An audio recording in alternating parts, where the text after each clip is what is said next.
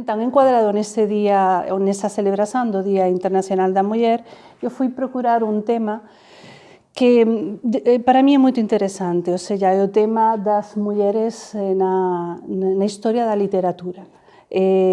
Hoxe en día estamos moito habituadas a que há moitas mulleres escritoras, non sei a porcentaxe, mas acredito que haberá quasi tantas mulleres como homes a producir obras, escribir poesía, romances, ensaios, mas a verdade é que se nos mergullamos e pesquisamos un bocado na historia non encontramos quasi nomes femeninos que teñan a ver con a literatura.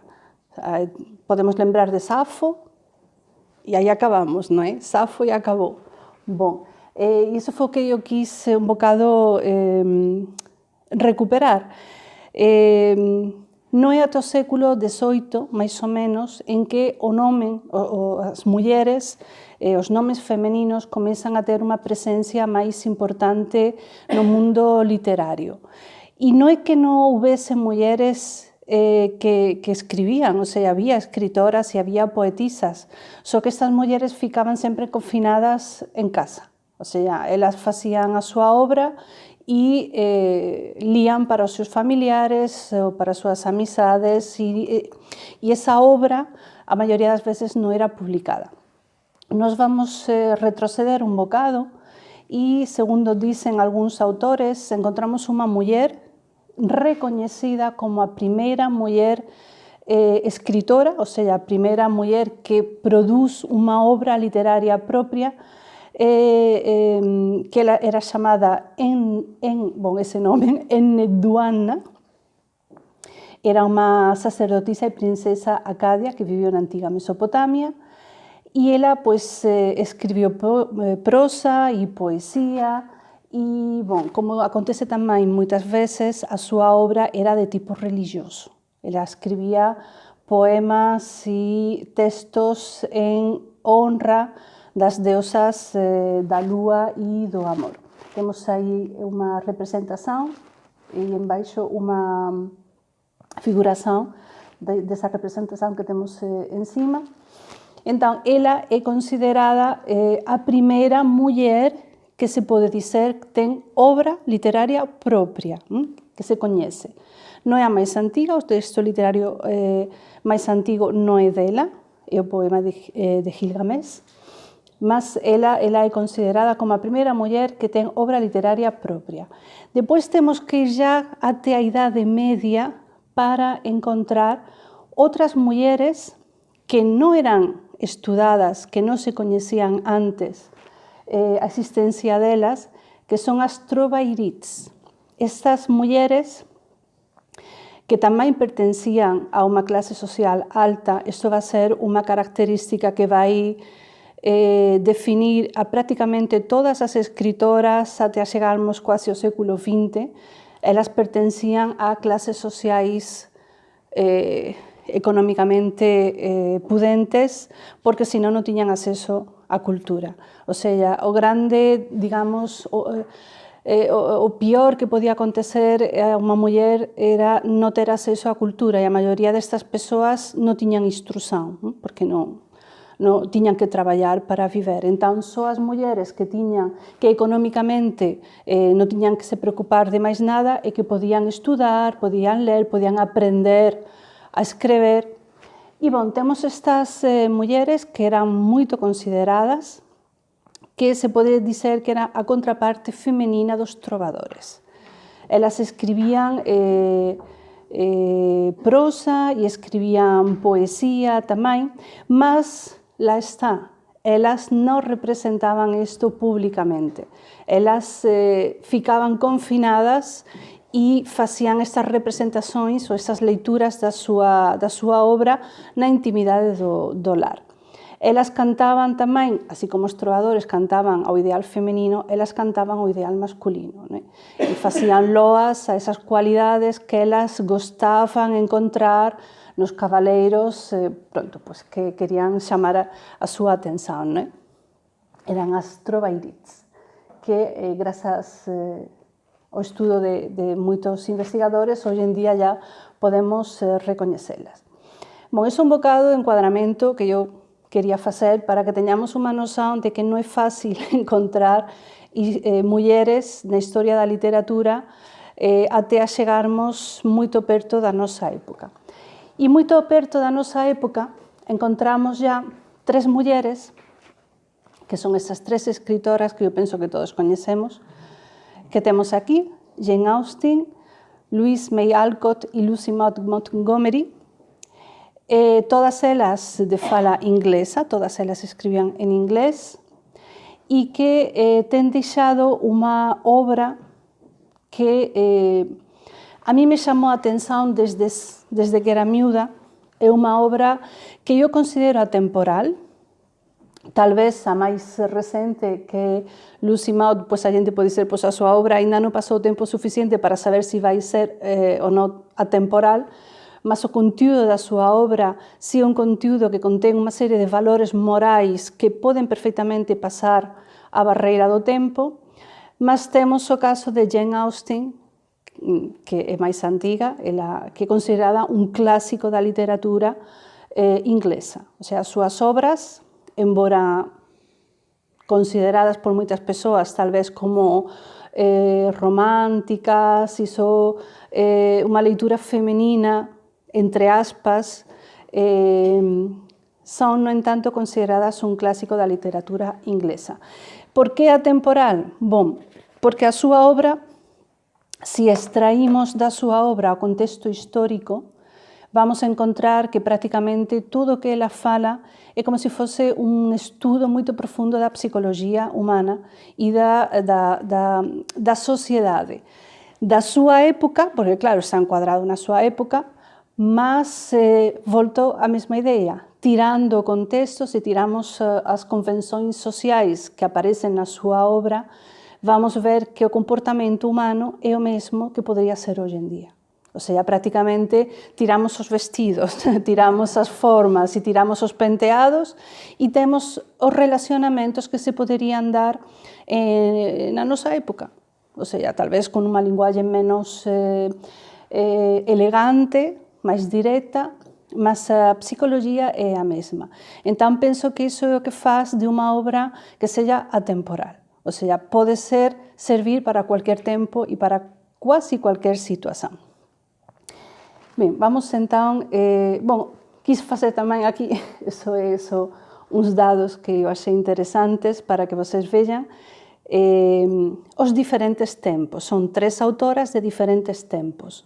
Jane Austen naxeu no século XVIII, morreu no século XIX, podemos dizer que a súa obra está ali entre meias, mas claramente a súa época, a época georgiana na Inglaterra.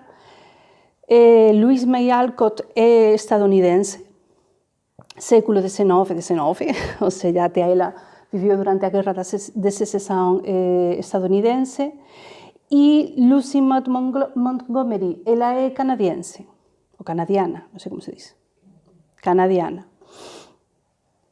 e é máis recente, está máis perto de nós. Mas tamén naxeu no século XIX, morreu máis ou menos metade do século XX, e, bon, eso quis contextualizar un bocado para que vocês vean de quen estamos a falar, que vamos da Inglaterra até Estados Unidos e até Canadá. O que partillan estas escritoras? Porque eu considerei que podería traselas a elas 3 nun bloco, digamos, non é? Bom, primeiro, o interese pela psicoloxía femenina. Elas son 3 escritoras que se preocupan moito pela situación da muller da súa época. A situación da muller da súa época é diferente, porque son épocas diferentes. Vamos a encontrar que, por exemplo, na obra de Jane Austen, está moito ben refletido os problemas que a muller da súa clase social, porque iso é unha característica da súa obra. Jane Austen pertencía á gentry británica, ou seja, unha especie de burguesía agraria. Ou seja, non eran pobres, mas tamén non eran ricos. Era xente que podían ter máis ou menos diñeiro, mas esa situación que a xente podería pensar, pois que bon, non tiñan que traballar porque tiñan diñeiro, o sea, os homes desa clase social eran cabaleiros, mas non eran nobres. Entón, pois, había burgueses, terratenientes ou nobres de escala máis baixa, tipo varones, non sei como se diz, varões, pronto. Mas que acontece? Que para as mulleres iso era un problema, porque na época de Jane Austen a muller ou casaba ou casaba, non tiña máis opción. O sea, vamos ver depois máis á frente, mas as mulleres da clase social de Jane Austen e as demais encima non podían traballar. Traballaban as que eran pobres realmente, precisaban traballar para viver. Mas a xente da súa clase social non podía traballar, unha muller non era ben visto, nen sequer ser profesora ou institutriz. O sea, unha muller da súa clase ter que, porque claro, se non encontraba marido, non tiña figura masculina que cuidase delas, alguma coisa tiñan que facer, non é? Entón, moitas delas convertíanse en institutrices, mas non era ben visto, era como unha degradación, era como unha perda de posición social. Entón, todo iso se ve refletido na obra de Jane Austen, porque todas as protagonistas de Jane Austen son femeninas, que é unha coisa que partilla tamén con Louise M. Alcott. Vou chamar Louise, só que é máis curto, con Louise ou con Alcott. As protagonistas son femeninas e existen personaxes masculinos, mas en certo modo, eses personaxes masculinos que tamén ten a súa historia propia, mas non son protagonistas, están como para realzar a figura da protagonista. Entón, con moita ironía, que é unha das características da obra de Jane Austen, ela describe esa sociedade onde as mulleres están condenadas a seren objetos, no sentido de que se non ten un marido non ten futuro, e por outro lado tamén non poden herdar, porque poden ser fillas de un cabaleiro con moito diñeiro, mas é aquí o problema. As leis da súa época non permiten que as mulleres posan herdar. Hereda o fillo varón, homen. E se non há un homen, pasa ao primeiro pariente familiar máis próximo, homen. Por tanto, qual é o destino destas mulleres? Desde o meu punto de vista, ruína psicológica, mas o destino destas mulleres é encontrar un marido, porque era unha necesidade, ou ficar a viver da caridade do irmão, ou do primo, ou do tío, ou de quen fose. Mas elas por si propias non podían sobreviver. E todo isto, embora adornado, pois iso, con moita grasa e con moita ironía e dentro de un contexto de vida cotidiana, é o que se ve nos romances de Jane Austen. Que é outra característica dela. Ela utiliza, e por iso tamén penso que as súas obras son atemporais, utiliza os acontecimentos da vida cotidiana para encuadrar as súas historias. Okay? O sea, ela non inventa coisas inverosímeis. Todo o que aparece nos seus romances pode acontecer a cualquier momento. Dicía un autor que nos libros ou nas historias de Jane Austen non acontece nada, mas acontece tudo. Que é unha frase bastante... Porque parece que a leitura é lenta, non é? Porque a súa época era lenta. Non estamos habituados já a nosa época que todo rápido, e já, mas nem sempre foi assim. Até há 50 anos non era assim. As coisas eran máis lentas. Bom, esa é unha coisa que elas... E na obra de Alcott, isto se vai ver tamén. A súa obra tamén é fundamentalmente feminina e as protagonistas da obra de Alcott máis famosa, que é Mullerciñas, tamén mostran como era a vida das jovens, das mulleres da súa época. Só que estamos noutra época e noutro país. O sea, estamos no século XIX en Estados Unidos, onde a muller tiña moita máis liberdade do que as mulleres da época de Jane Austen. Para allá podían traballar. E non era un pecado traballar como era bon as mulleres traballarem. E había como unha especie de desejo de conquistar a propia liberdade femenina que na época de Jane Austen era quase unha utopía. Non é?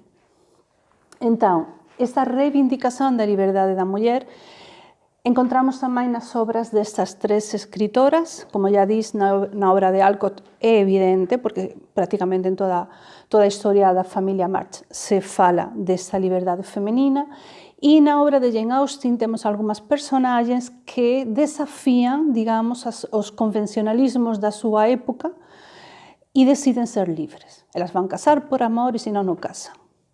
Okay? E nós podemos pensar, pois que coisa, para nós hoxe en día, pois que coisa, pois tudo ben, mas volto a dizer, vamos encuadrarnos na época, para aquela época iso era moito, como que se diz,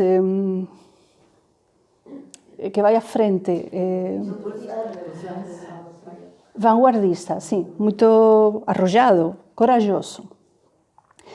Outra coisa que vamos a encontrar, puntos en común entre estas escritoras, son os profundos valores morais que elas debruçan na súa escrita. O sea, todas as protagonistas se ven por moitas circunstancias na tesitura de ter que facer boas escollas. E a diferenza entre, já non tanto entre o ben e o mal, mas entre a ética, ou a moral e a falta de moral está moito clara. E son escollas que elas ten que facer, ou seja, elas non eluden falar do mal. O mal está presente moitas veces nas obras, nas historias, a través de diferentes personaxes. E elas interactúan con esas personaxes. E elas ten que facer esas escollas. E entón, é unha moral, mas é unha moral que non é moralina, non sei se posso facer esa diferenciación, o sea, non é unha moral de non está a dar un sermón. É unha coisa que Jane Austen, por exemplo, borda, faz moito ben. Ela baña toda a súa obra con unha profunda moral filosófica, mas non é tipo sermón. Non, é a vida cotidiana. O sea, voltamos ao mesmo. Quen é que nunca teve esa necesidade de facer unha escolla entre unha coisa que sabe que non está totalmente ben e unha coisa que é a correcta embora non seja mellor ou a que a gente quer ou o que a gente pensaba. O sea, voltamos a vermos refletidos nesa vida cotidiana. O optimismo perante o futuro, pois tamén é outra característica que partilla. Isto vese moito ben na obra de Montgomery. A obra de Montgomery máis famosa é Ana dos cabelos ruivos, que é considerada por moitas persoas como unha obra infantil, mas non foi escrita como unha obra infantil, só que a protagonista é unha miúda. Non sabes cual é? Non sabes cual é a obra? Bom, depois vas ver. Entón, perante un panorama moito difícil, pois esta protagonista, esta miúda, sempre pensa que o día de amañá é unha oportunidade. Hoxe pode ser moito mau, mas o día de amañá é unha oportunidade. E vese iso tamén na obra de Jane Austen, por exemplo, en Elizabeth Bennet, cando ela diz, eu non vou casar, sino é por amor, vou desafiar ese futuro, porque penso que pode ser mellor do que casar con un bobo, que todos lembran, non é? Con un bobo que, en fin, non há palabras para facer a descripción.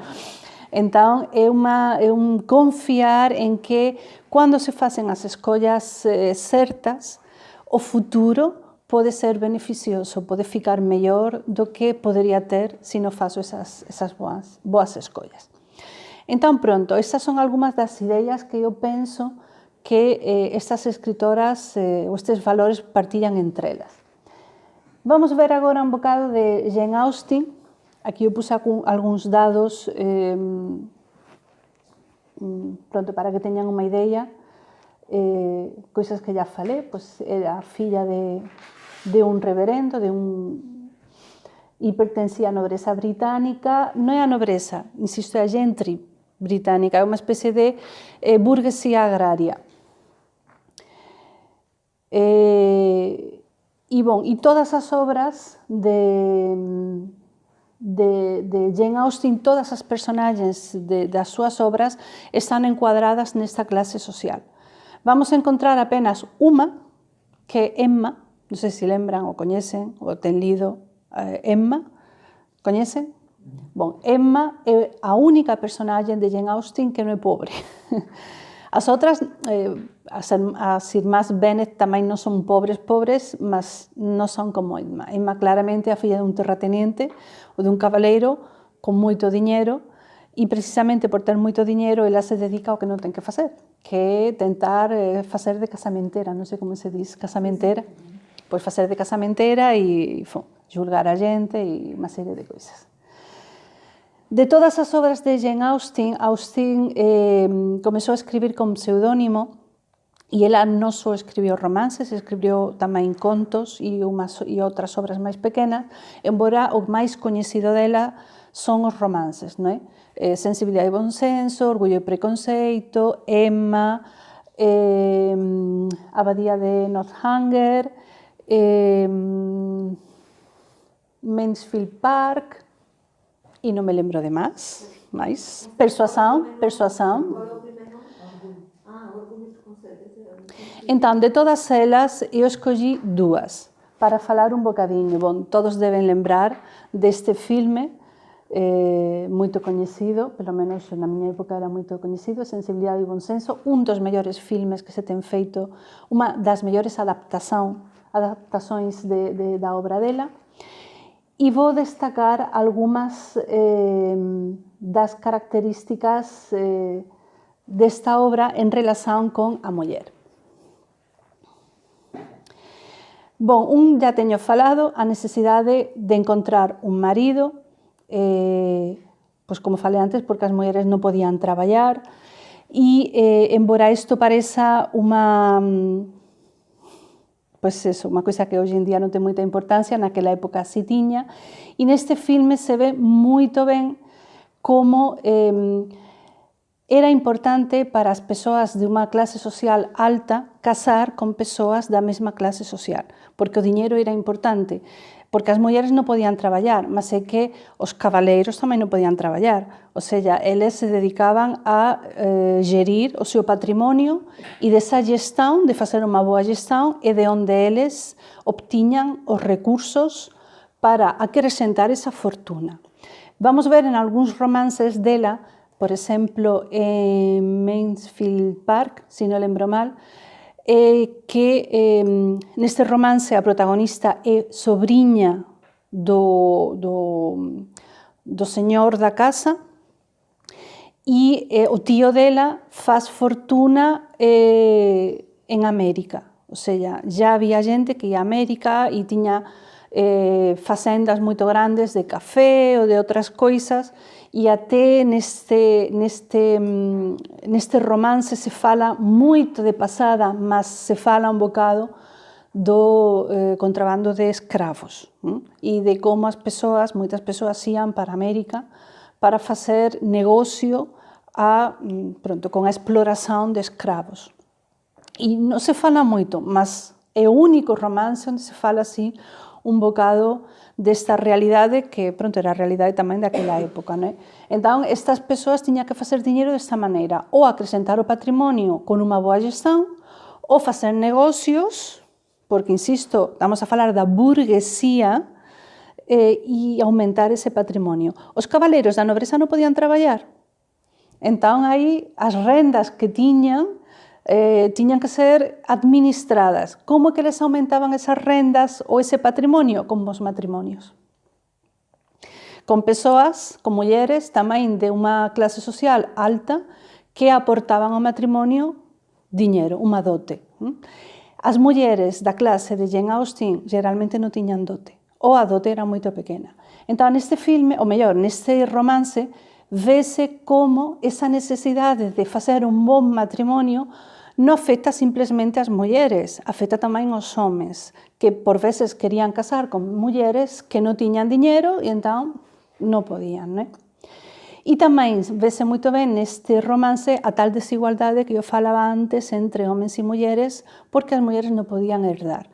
O sea, no inicio deste romance temos, son 3 irmás, eso que, pronto, falase sobre todo de 2, que son as 2 máis vellas, porque a máis nova é quase irrelevante na historia, e elas están ben situadas, son fillas de un burgués, ten unha boa casa, ten servizo, o sea, ten criados, tan ben, tan acomodadas, e o pai falece.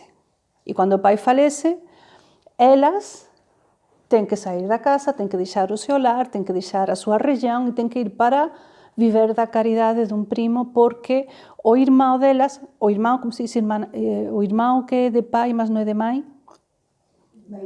meio irmão, o meio irmão delas as põe na rúa, falando claramente. Agora esta é miña casa e vocês van para a rúa. E eu acho que un filme que mostra, un romance, un libro, que mostra moito ben o drama que estas mulleres tiñan que viver, porque era como viver sempre na incertidão do que vai acontecer amanhã. O sea, eu sou muller, non estou casada, meu pai falece e eu agora dependo do meu irmão. Se o meu irmão quer tomar conta de min, tudo ben, e se non, eu teño que ir fora. Orgullo e Preconceito é outra das obras máis coñecidas de Jane Austen. Eu trouxe aquí unha imaxe do livro. Esta imaxe do meio é a serie da BBC, que é a mellor adaptación que ten feito da obra. E a imaxe da direita é a imaxe un dos filmes máis famosos de Orgullo e Preconceito, embora non moito fiel á obra en algúns pontos. E, nesta obra, novamente, encontramos, ten aquela frase que toda a xente coñece e que já ficou totalmente ligada a Jane Austen, que diz: é unha verdade mundialmente coñecida que un home solteiro, poseidor de unha grande fortuna, precisa unha esposa. E comeza así a obra, non é? E nesta obra, para alén de voltar a mostrar, pois iso, o drama de ter que encontrar marido, se fala moito dos perigos dos mexéricos, de julgar as persoas pela apariencia e tamén da falta de prudencia. Unha coisa que era moito importante para as mulleres da súa época era a virtude, no sentido de seren puras e chegaren puras ao matrimonio e non seren marcadas por nenhuma situación. O sea, as mulleres tiñan que ser virtuosas e parecer virtuosas. E nesta obra, non sei se coñece, mas nesta obra, unha das irmás máis novas da protagonista, que é Elizabeth Bennet, folle. Folle con un militar, non sei como se diz, con un militar. Folle sin estar casada. O sea, entón, é moito curioso porque o que para nós hoy diríamos, pois tudo ben, foi embora, se foi, ya está. Para aquela época era terrível para as súas irmás, porque a honra da familia non era simplemente, o sea, a túa honra non era simplemente a túa honra, era a honra de toda a familia. O que unha irmá facía, tocaba en todas. Se unha irmá era deshonrada, ou facía unha escolla mal feita, como esta menina que foi embora ou que fugiu con un militar, esa deshonra cae sobre toda a familia e cae sobre todas as irmás. E a familia já non é ben vista. Consecuencia, ninguén quer casar con as outras irmás. Entón, é unha obra onde no medio de todo ese romanticismo e esas paisaxes, as paisaxes na obra de Jane Austen son moito bonitas, está ali exposta, non é? Véxanla porque que as más escollas de unha persoa ten que repercutir en o futuro de todas as outras persoas. E, vamos pasar a Louisa May Alcott. Como falaba no inicio, pois ela já Nace con outra realidade, nace en Pensilvania, Germantown. A súa obra máis coñecida é Mullerciñas, embora era ten máis produción. E a obra de Mullerciñas é prácticamente unha autobiografía da escritora. Ela é a segunda de 4 irmás. Non sei se alguén coñece a obra, pois já está a ver que ela encarna o papel de Jo. E todas elas foron educadas en casa, pelo pai, que era filósofo, escritor e educador, e estaba ligado a un movimento que era o trascendentalismo, e pois, elas estaban habituadas aos debates filosóficos en casa e a ter visitas de intelectuais, pois, como dice aquí, da altura de Thoreau. Todas estas visitas e esta filosofía pois, van ter repercusión na educación dela e das súas irmás e se vai ver refletida tamén na súa obra.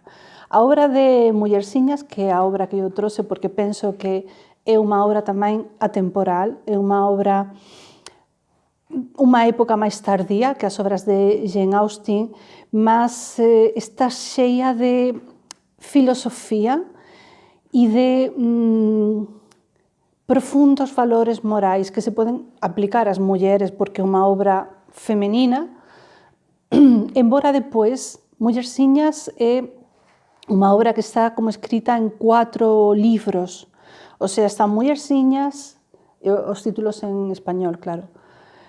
Mullerciñas son como 2 libros en un, a parte onde elas son máis novas, depois a parte onde elas comezan ya a sair, unha delas casa, outra comeza a traballar, digamos, entran na juventude, e depois há 2 libros máis onde elas já están todas casadas e unha delas, Jo, establece unha escola onde educan a jovens e crianzas que recollen da rúa. Crianzas que non ten recursos económicos, mas que queren estudar, non é? E é moito interesante porque vese tamén a mudanza de paradigma da sociedade e nesas 2 obras finais há moitos debates filosóficos onde se comeza a falar tamén da diferenza entre o home e a muller, da necesidade de que a muller teña os mesmos direitos do que o home, de se as mulleres poden ou non facer as mesmas coisas que os homes. Iso se fala non nos primeiros libros de Mullerciñas, mas nas 2 últimas obras. E é moito interesante porque vese como a sociedade ten evoluído, como já se comeza a pensar que a muller non debe ter dereitos só por ser unha muller, mas por ser un ser humano. O sea, todos somos seres humanos e como seres humanos todos somos iguais dentro das nosas diferenzas, non é? Esta autora ela traballou de forma moito activa pelos direitos da muller. O sea, traballou moito por abolir a escravidão, o sea, pelos direitos dos escravos, e traballou moito pelos direitos da muller. Ela morreu antes, non conseguiu ver como a muller podía votar. É que non temos noção porque estamos habituadas, mas a muller só conseguiu votar no século XX. Atenção. E non foi no século XX un bocadiño entrado já. É que son coisas que a gente diz, é que non pensamos, mas é unha coisa bastante recente. Sí, foi depois do 25 de abril. Non, foi antes. Cá en Portugal foi antes. Mas ela morreu tamén bastante nova, non tanto como Jane Austen, mas tamén morreu bastante nova, e ela non conseguiu ver como a muller podía ir e votar. Mas pronto, na súa obra, ese debate en torno dos direitos da muller já se comeza a ver plasmado. Unha coisa tamén que eu acho moito interesante desta obra é como, porque as 4 irmás son totalmente diferentes, o sea, é como se elas encarnasen arquetipos diferentes. É bastante engraçado iso. Mas ela puxa desas diferenzas para facer unha unidade.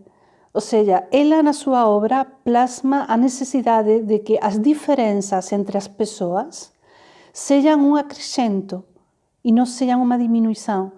Ou seja, as diferenzas entre os caracteres das persoas é como se fosse unha forma de formar un todo armónico, en lugar de criar competitividade, que, por outro lado, moitas veces é propio do mundo femenino. As mulleres, moitas veces, competimos entre nós, non é? E ela, na súa obra, diz, non, eu teño 4 persoas, 4 mulleres, que son 4 jovens, cando comeza a obra, que son moito diferentes entre sí, mas é como se cada unha delas fose o complemento da outra. E non cría rivalidades entre elas, máis alén, pronto, das coisas típicas entre irmáns, né? Que non cría rivalidades entre elas, pelo contrario, se ayudan entre elas, se complementan, aprenden umas das outras, e eu acho iso moito bonito, acho que é unha mensaxe femenina moito profunda e filosófica. Outro elemento que eu acho que é moito destacável nesta obra de Mullerciñas é a procura da liberdade. Non só delas, como a educación que neste libro as jovens ten é sempre en procura da liberdade. O sea, sé tú propio, conquístate a ti propio e serás livre. Non dicen así, con esas palabras, mas é o que está implícito en toda a obra. Coñécete, procura os teus erros, corrige os teus erros e sé tú propio. E assim é que poderás ser livre. E a gente te quer livre. É unha relación moito bonita que ten a mãe con as fillas. A mãe, para mí, nesta obra, quase que encarna o papel de mestre, porque ela conduce as fillas. Ela vai conducindo as fillas para que elas se realicen a si propias. O sea, non é unha mãe castradora que quer facer as fillas a semellanza dela, que quer encuadrar as fillas dentro de un paradigma de pensamento, ou que façan o que ela fez cando ela tiña a súa idade. Non, ela vai conducindo as fillas sen forzar, o que faría un mestre con un discípulo.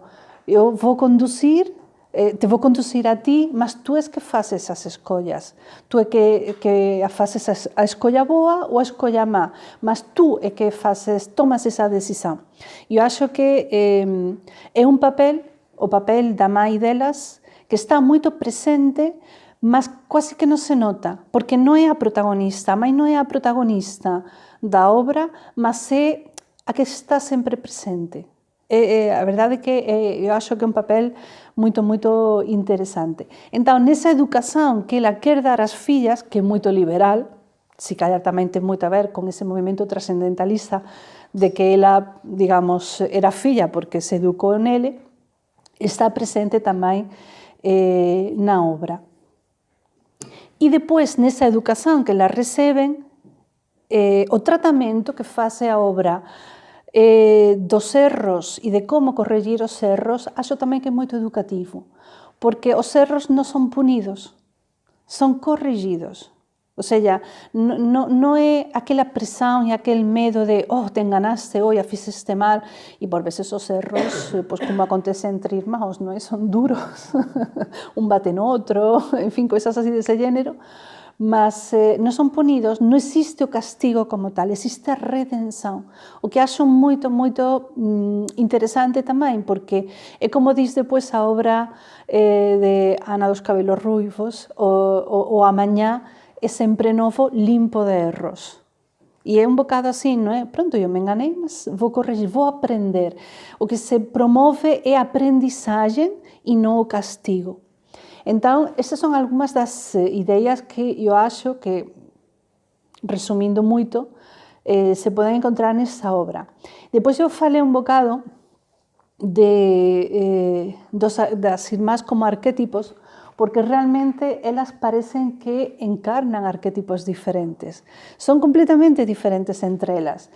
Entón, a máis vella, que é Meg, ela é a mamai de todas, é a que gosta máis do que estar en casa, gosta de tratar delas, de cuidar delas, de que elas, de ser como uma especie como de galiña, que ten todas as irmás perto dela, como mamai, non é? Entón, para mí, representa un bocado o arquetipo de Deméter.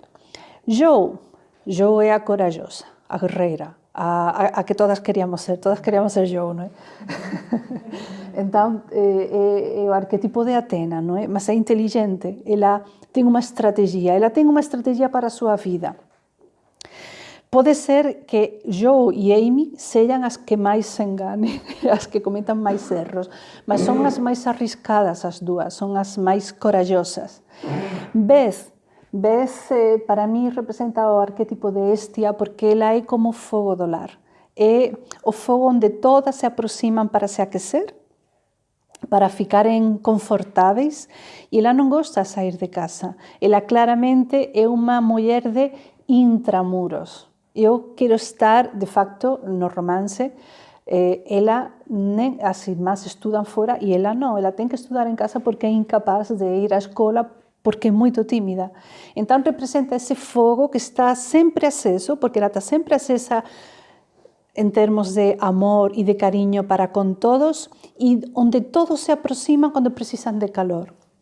E Amy é Afrodita claramente, non só porque até na descrición que facen dela no livro é loura, con os ollos azuis e todo, é porque é puro encanto e pronto, exuberante e é vaidosa e se lembran do filme aquela que se coloca aquí unha mola para ter o nariz máis para cima.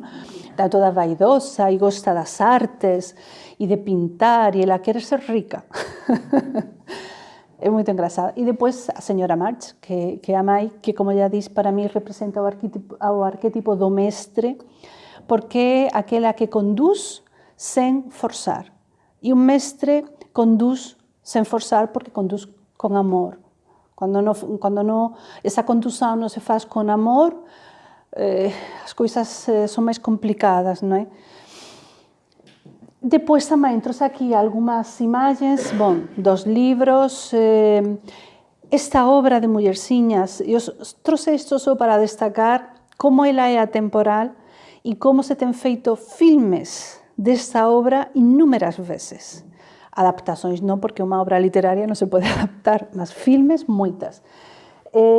Encima temos o último que se fez, acho que foi no 2019, e este de aquí en baixo é do ano 94, non sei se alguén viu, é moito bom este filme de aquí en baixo, pois é unha adaptación da obra, e trouxe esta tabela só para que vocês vejam como interesante esta obra, que actores e actrices, neste caso actrices moito, son as que están en amarelo, moito conceituadas e moito famosas, fixeran esta obra ou esta adaptación. Até a Meryl Streep fez na última adaptación do ano 2019 o papel de Tia Josephine. É Tia Josephine? Sim, Tia Josephine, que é un papel non é secundario, é terciario, é nada, é un papel minúsculo. Non sei se coñecen a obra, o papel de Tia Josephine é nada.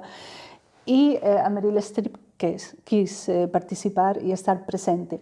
E, Katharine Hepburn, Elizabeth Taylor, Winona Ryder, que é este film do ano 94, Susan Sarandon, que facía da mãe, o Christian Bale, que é o que fez depois Batman. Enfim, e había máis por aí tamén interesantes. Isto é só unha curiosidade para que veja como desde o ano 1933 já se facía isto, cinema sonoro, mudo a adaptações antes tamén, o sea, é unha obra, é un clásico tamén para a literatura estadounidense. E já para terminar, e vou ser já moito rápida, porque já levo moito tempo e Ángeles já está a olhar para mí, como a dizer, cálate já. Só queria falar de Lucy Maud Montgomery, que foi a criadora de Ana dos Cabelos Ruivos. A verdade é que a realidade desta muller já é moito diferente das anteriores, porque já ela nasce no século XIX, mas finais do século XIX, e ela casou, teve fillos, enquanto as outras dúas, nenhuma delas casou. Jane Austen non traballo como tal, só traballo con as súas obras, non gaño moito diñeiro. Alcott traballou como mestra de escola e como institutriz e esta autora é a única que ten estudos superiores, o sea, já é outra época, já é outra mentalidade e ela pois traballou tamén como mestra de escola, mas tamén como jornalista, traballou para algúns jornais, o sea, estamos já perante outro tipo de realidade. Unha das características desa muller, ou digamos, dos acontecimentos da súa vida, pois ela sufriu moito de solidão, ficou órfã moito, non chegaba a ter un ano cando ficou órfã de mai e o pai tamén a deixou a cuidado dos avós, con o cual a educación que ela recibiu foi moito rígida. E un bocado pénsase que ese sentimento de solidão tan grande que ela tiña foi o que a levou a escrever, non é? Ela tamén utilizou a súa infancia, as súas recordações para criar esta personaxe de Ana dos cabelos ruivos. Já debes... non coñeces? Continúas sen coñecer? Pronto. Agora é unha serie. Bom. Entón, como dix antes, a frase máis emblemática deste romance é esta que dixo a mañá é sempre novo, limpo de erros, e é unha obra que, embora, insisto, parece que é infantil, mas foi escrita para un público adulto, onde a protagonista é unha menina, mas unha menina que crece, ou seja, é unha menina que é menina no inicio, depois já é unha muller. E é unha obra tamén que está cheia de valores morais, cheia de optimismo. E o que máis destaco desta obra é o optimismo, ese pensar que con esforzo, con confianza en sí propia, o sea, esta personaxe o que máis destaca dela é a confianza que ela ten nela propia. Ela acredita en sí mesma, ela acredita que mesmo que teña moitas dificultades vai conseguir ultrapasar todo e o amañá, o sea, o futuro, vai ser un futuro mellor. Mas é como unha especie de apoloxía do traballo interior, o sea, trabállate interiormente, coñécete, ultrapasa as túas limitações, ultrapasa os teus límites e poderás construir alguma coisa, porque toda a obra é o reflexo de como ela construe o seu futuro. Unha menina que a priori ten todo en contra, porque é órfa, porque pronto, é menina, tamén é menina, ten os cabelos ruivos, que pronto era gozada tamén na escola, e ten unha fantasía, ten unha imaginación desbordante que no inicio ela non consegue controlar. O sea, ten quasi que todo para non ser grande coisa. E, no entanto, ela, con esa confianza que ela sente, con ese optimismo e con a confianza nas propias persoas, vai construindo o seu futuro. E depois termina por ser pois, unha muller con suceso, unha muller ben establecida na vida. E bom, ese é un bocado que eu quis trazer. Trouxe aquí algunhas imagens. Esta serie penso que é a máis coñecida, acho que dos anos 80, onde se ve ela pois, en crianza, máis adulta e depois já unha muller. E bom, esas son as ideas que eu trouxe sobre estas escritoras. Certeza que há máis escritoras, mas eu escollí estas porque acho que partillan características e partillan unha serie de valores que eu sinceramente gostaba moito pois, ver refletidos na sociedade e que deixemos de ollar para as obras literarias como antigas no sentido peyorativo da expresión, ou seja, como de outra época e já non serven, e procuremos na literatura pois, ese alimento que precisamos para a alma e para que seamos cada día un bocadiño mellores. Espero que teñan gozado e deixo entón agora con o intervalo.